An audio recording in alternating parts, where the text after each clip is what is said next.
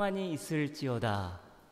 눈을 들어 주님 바라볼 때 평안이 있는 줄 믿습니다.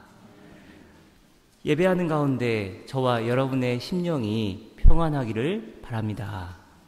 시편 122편 6절은 서로를 위하여 평안을 구하라고 말합니다. 개역 개정성경입니다. 예루살렘을 위하여 평안을 구하라.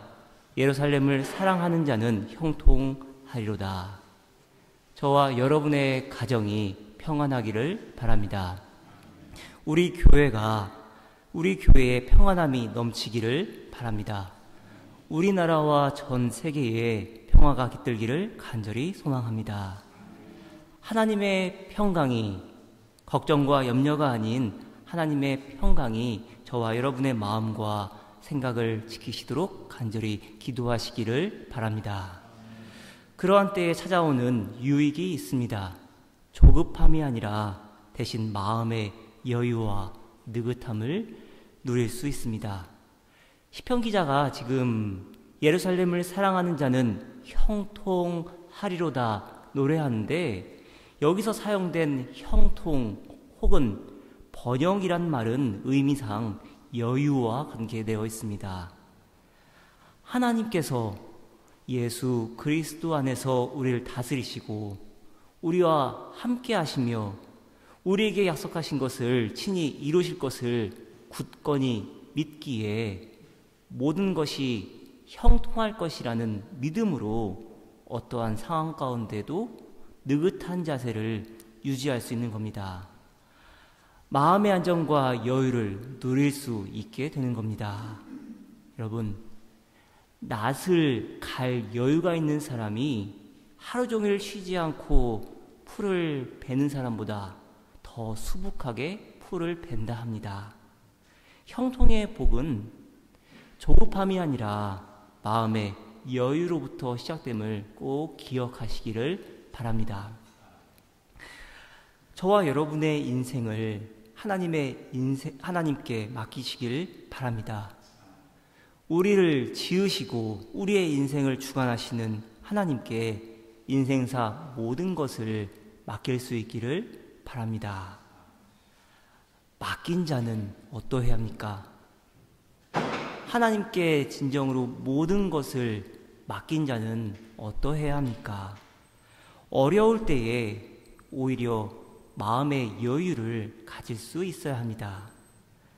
하나님의 계획과 선한 인도하심이 어디에 있는지 기도하고 순종할 수 있어야 합니다. 그래야만 형통의 역사는 찾아옵니다. 근데 여러분, 시편 122편 6절 말씀, 예루살렘을 위하여 평안을 구하라. 예루살렘을 사랑하는 자는 형통하리로다. 이 구절에서 예수님을 사랑하는 자는 누구입니까? 예루살렘을 사랑하는 자, 예루살렘을 사랑하는 이들은 예루살렘의 평안을 구할 것이고, 또한 하나님은 그들에게 형통의 역사를 허락하시겠다고 약속하십니다. 예루살렘을 사랑하는 자가 구체적으로 누구인지를 밝히기 위해서는 지금 이스라엘 백성이 예루살렘에 올라가는 목적이 무엇인지를 정확하게 알아야 합니다. 왜 예루살렘을 찾습니까? 성전에서 하나님의 임재를 누리며 하나님을 예배하기 위함입니다. 예루살렘을 사랑하는 자, 그들은 기쁨으로 하나님을 예배하는 이들입니다. 시편 122편 1절 2절로 이렇게 노래합니다. 사람이 내게 말하기를 여호와의 집에 올라가자 할 때에 내가 기뻐하였도다. 예루살렘아, 우리 발이 내 성문 안에 섰도다. 우리의 예배 가운데 진정 회복되어야 할 것이 무엇입니까? 예배하는 가운데 저와 여러분이 진정 누려야 할 것이 무엇입니까? 전심으로 기뻐해야 합니다. 기쁨과 설렘으로 하나님을 향한 순수한 열정으로 예배할 수 있어야 합니다. 내가 기뻐하였도다. 내가 하나님을 예배하는 가운데 기뻐하였도다. 이 고백이 저와 여러분 함께 하기를 바랍니다. 여러분 한번 기억을 되돌려 보시길 바랍니다. 하나님 앞에 가장 진실되고 순수한 모습으로 나왔던 때는 언제였습니까? 그리고 오늘 이 시간 여러분은 어떤 마음가짐으로 예배하고 있습니까? 순수함과 열정으로 나아오셨습니까? 아니면 내 생각과 내 경험으로 그 자리를 채우고 있습니까? 연속되는 시편에서 경고와 축복의 말씀 들어보시기 바랍니다. 성전에 올라가는 노래 8번째 노래인 시편 127편 1절로 2절 말씀입니다. 주님께서 집을 세우지 아니하시면 집을 세우는 사람의 수고가 헛되며 주님께서 성을 지키지 아니하시면 파수꾼의 깨어있음이 헛된 일이다. 일찍 일어나고 늦게 눕는 것, 먹고 살려고 애써 수고하는 모든 일이 헛된 일이나. 그러나 갈급함으로 하나님 앞에 나아올 때는 어떠한 은혜가 있습니까? 시편 128편 1절 2절 말씀 개역 개정성경입니다. 여호와를 경외하며 그의 길을 걷는 자마다 복이 있도다. 내가 내 손이 수고한 대로 먹을 것이라. 내가 복되고 형통하리로다. 손이 수고한 대로 부족함 없이 생활할 수 있다는 것, 노력에 합당한 결과를 얻을 수 있다는 것, 여러분 인생 살아가면서 가장 큰 은혜이고 가장 큰 축복 아닙니까? 사랑하는 여러분, 기쁨으로 예배하는 가운데 시온의 대로를 걷는 축복이 함께하기를 바랍니다. 그런데 시편 122편은 예배할 때의 기쁨을 누리는 것만으로 만족하지 말라 합니다. 예루살렘을 사랑하는 자, 기쁨으로 예배하는 자에게는 하나님이 허락하시는 축복이 있다고 말합니다. 3절 4절입니다. 예루살렘아, 너는 모든 것이 치밀하게 갖추어진 성읍처럼 잘도 세워졌구나. 모든 지파들, 주님의 지파들이 주님의 이름을 찬양하려고 이스라엘의 전례에 따라 그리로 올라가는구나. 하나님을 예배하기 위해 재건된 예루살렘, 그 성은 견고하였습니다. 모든 것이 치밀하게 지어졌습니다. 다르게 표현하면 하나님의 목적에 따라 통일성 있고 조화되게 건축되었습니다. 그런데 이 표현은 단순히 예루살렘 성이 어떻게 건축되었는지를 말하는 것만 아닙니다. 예루살렘 성전과 같이 저와 여러분의 삶 역시도 통일성 있고 조화로워야 한다는 겁니다. 저와 여러분의 인생도 잘 짜여진 성읍과 같아야 합니다. 견고해야 합니다. 규모 있는 삶을 살아가야 합니다. 제가 참 좋아하고 즐겨드는 예화인데요. 어떤 행인이 다리를 건너는데 다리 밑에서 일을 하고 있었다고 합니다. 그 사람들 벽돌을 굽고 있었는데 행인이 지금 그들에게 무엇을 하고 있는지 묻습니다. 그러자 세 사람이 서로 다른 대답을 합니다. 한 사람은 벽돌을 굽고 있습니다. 대답합니다. 그리고 또 한 사람은 가족의 생계를 위해서 돈벌이를 하고 있습니다. 그런데 마지막 사람 어떻게 대답합니까? 저 멀리에 세워질 큰 성전을 생각하면서 거기에 필요한 벽돌을 한 장 한 장 굽고 있습니다. 이 세 사람이 각각 어떠한 인생을 살아갈지 예측이 되지 않습니까? 벽돌을 굽는다고 대답했던 사람은 인생 살아가는데 아무런 목적이 없는 사람입니다. 돈벌이를 위해서 벽돌을 구웠던 사람은 눈앞에 현실만을 중시했습니다. 그러나 저 멀리에 세워질 큰 성전을 생각하면서 자신의 일을 성실하게 감당했던 그 마지막 사람은 선명한 비전으로 자신의 인생을 환하게 비출 수 있는 사람이었습니다. 저는 이 이야기를 생각할 때마다 이 마지막 사람이야말로 진정한 신앙인이라고 생각합니다. 비록 세 사람 모두 같은 곳에서 같은 일을 하였지만 자신이 하는 일에 대한 의미 부여가 달랐고 자기 자신의 인생을 바라보는 관점도 전혀 달랐습니다. 기쁨으로 하나님을 예배하는 사람이라면 분명 세상 사람들과는 전혀 다른 모습으로, 전혀 다른 관점으로 일할 수 있어야 합니다. 살아갈 수 있어야 합니다. 그래야만 저와 여러분의 인생 역시도 잘 짜여진 예루살렘 성읍처럼 견고하고 규모 있게 변화해 갈 수 있습니다. 히즈율의 가두지 마오라는 찬양, 지난 성경 공부 시간에 함께 들었는데요. 한번 가사 들어보시기 바랍니다. 하나님의 계획을 그대 생각 속에 가두지 마오. 하나님의 능력을 그대 현실 속에 가두지 마오. 그대는 무엇을 의지하며 살고 있나요? 모아놓은 돈, 쌓은 지식, 살아온 경험, 그대가 가진 것은 다 어디로부터 왔나요? 그 모든 것 허락하신 분, 여러분 하나님 아니십니까? 쉽게 낙심하는 우리 믿음은 어디 있나요? 하나님의 능력을 진정 믿고 있나요? 쉽게 불평하는 우리 믿음은 어디 있나요? 하나님의 사랑을 참 의지하나요? 그분의 깊이를, 그분의 넓이를 좁은 우리 틀 속에 가두지 마오. 하나님은 저와 여러분의 인생이 당신의 계획을 따라 규모 있게 세워지기를 원하십니다. 그런데 우리 인생의 가치를 한없이 추락시키는, 한없이 가벼운 인생으로 만들어버리는 것, 우리 자신 아닙니까? 지금 여러분이 의지하고 있는 것 무엇입니까? 모아놓은 돈, 쌓은 지식, 살아온 경험입니까?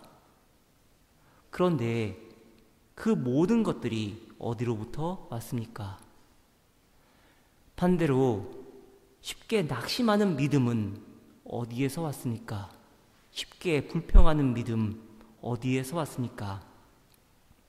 하나님의 계획을, 하나님의 능력을 진정으로 믿는다면 그렇지 못할 겁니다.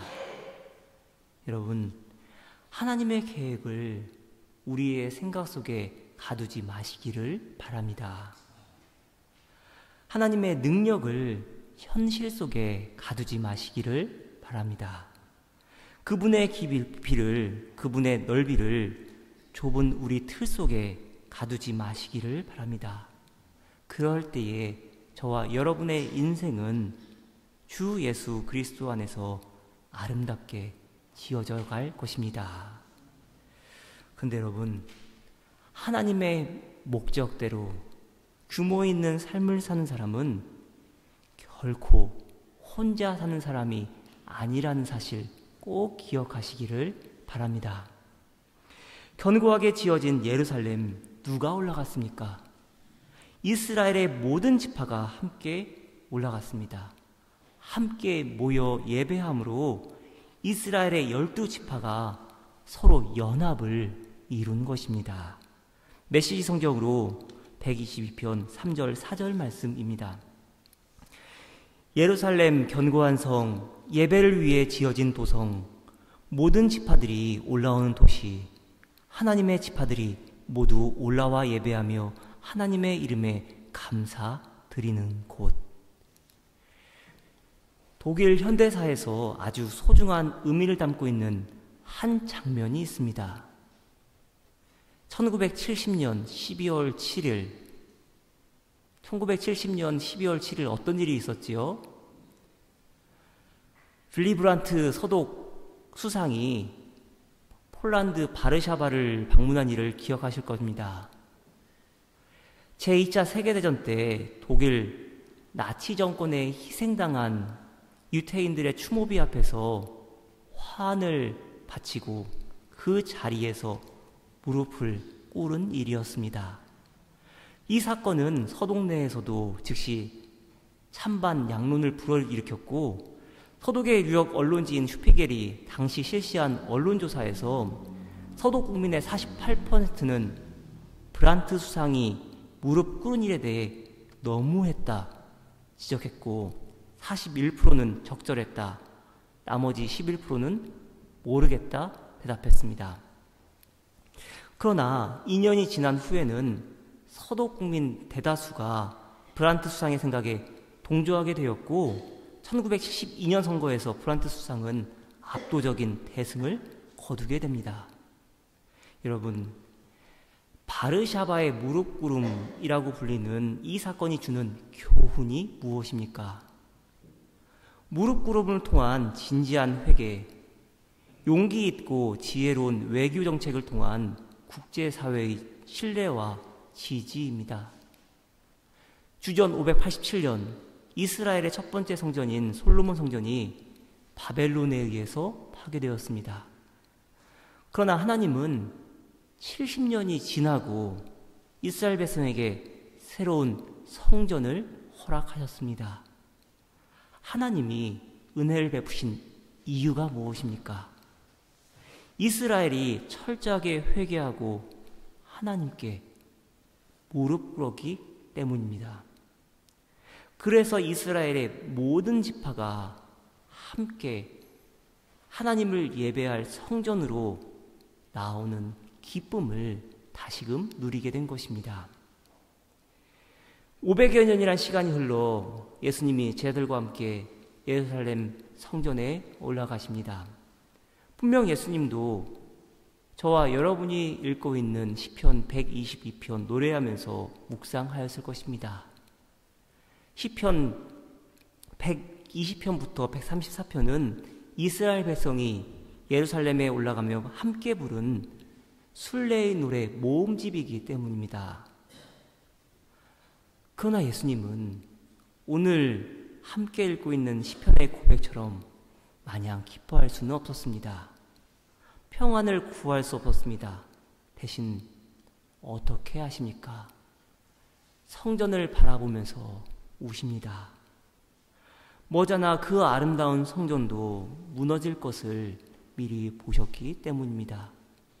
누가복음 19장 41절로 42절입니다. 예수께서 예루살렘 가까이에 오셔서 그 소성을 오시고 우시었다. 그리고 이렇게 말씀하셨다. 오늘 너도 평화에 이르게 하는 일을 알았더라면 좋을 터인데 그러나 지금 너는 그 일을 보지 못하는구나. 예수님의 예언대로 예루살렘 성전은 주 70년에 로마 군에 의해 파괴됩니다. 그리고 지금까지 예루살렘 성전은 다시 재건되지 않았습니다. 이에 대해서 예시바 대학의 아론 크라이저 교수는 이렇게 묻습니다. 예루살렘의 첫 번째 성전이 최악의 죄악에 대한 징벌로 파괴되었음에도 70년 후에 다시 세워졌는데 왜 두 번째 성전은 그보다 훨씬 더 가벼운 죄악으로 파괴되었음에도 지금까지 다시 세워지지 않습니까? 예수님 시대에 이스라엘 백성은 서로 사랑하지 못했습니다. 근거 없는 증오로 서로를 정죄했습니다. 그런데 서로 사랑하지 못하는 것, 근거 없는 증오로 서로를 정죄하는 것보다 더 큰 문제는 자기들의 죄에 대해 전혀 회개하지 않았다는 사실입니다. 회개하기에는 너무나 작은 죄악으로 치부했던 것입니다. 크라이저 교수는 바빌로니아 탈무드의 근거에서 이스라엘이 그 작은 죄악을 아직까지 회개하지 않았기 때문에 새로운 성전이 재건되지 못하고 있다고 말합니다. 그리고 랍비 아이작 쿡은 다음과 같이 말합니다. 두 번째 성전이 이유 없는 증오 때문에 파괴되었다. 그래서 세 번째 성전은 아마 이유 없는 사랑의 힘으로 재건될 것이다. 사랑하는 여러분, 저와 여러분이 있는 곳에 이유 없는 사랑이 있기를 바랍니다. 이유 없는 사랑이 우리 주변에 무너진 곳을 다시 세우는 역사를 일으킵니다. 누군가를 이유 없이 증오하고 있지는 않습니까? 충분히 이유가 있다 할지라도 그 사람이 저지른 잘못에 비해서 지나치게 증오하고 있지는 않습니까? 여러분, 회개하시기를 바랍니다. 회개함으로 저와 여러분의 빈 마음에 예수 그리스도의 깊은 사랑이 뿌리 깊게 심겨지기를 바랍니다. 사랑하는 여러분, 저와 여러분이 있는 곳에 아름다운 연합이 있기를 바랍니다. 함께 예배하고 함께 평안을 구하시길 바랍니다. 그래서 시편 기자는 오늘 시편에서 노래합니다. 개역 개정성경으로 시편 122편 8절입니다. 내가 내 형제와 친구를 위하여 이제 말하리니 너 가운데에 평안이 있을지어다. 서로 사랑하시기를 바랍니다. 서로를 향해 예수 그리스도의 이름으로 축복하시기를 바랍니다. 서로가 서로에게 평안이 있을지어다 축복하시기를 바랍니다. 여러분, 제가 잘 하진 않는데요. 이렇게 권하진 않는데요. 한번 옆에 계신 분들에게 평안이 있을지어다 한번 축복해 보시길 바랍니다. 평안이 있을지어다. 평안이 있을지어다. 우리 가운데 평안함이 넘치기를 소망합니다. 서로 사랑해야 합니다. 서로를 향해 예수 그리스도의 이름으로 축복할 수 있어야 합니다. 왜 그렇습니까? 왜 서로 사랑해야 하고, 왜 서로 용서해야 하고, 왜 서로에게 평안을 구해야 합니까? 저와 여러분은 한 가족이기 때문입니다. 예수 그리스도의 보혈로 한 형제 자매 되었기 때문입니다. 이 사실을 기억하면서 나아가는 저와 여러분 되기를 간절히 축원합니다. 기도하겠습니다. 저희 가운데 평안이 깃들기를 원합니다. 회개함으로, 용서함으로, 사랑함으로 주님 앞에 겸손히 나아갈 수 있도록 인도하여 주옵소서. 감사드리며 예수 그리스도의 이름으로 기도드립니다. 아멘.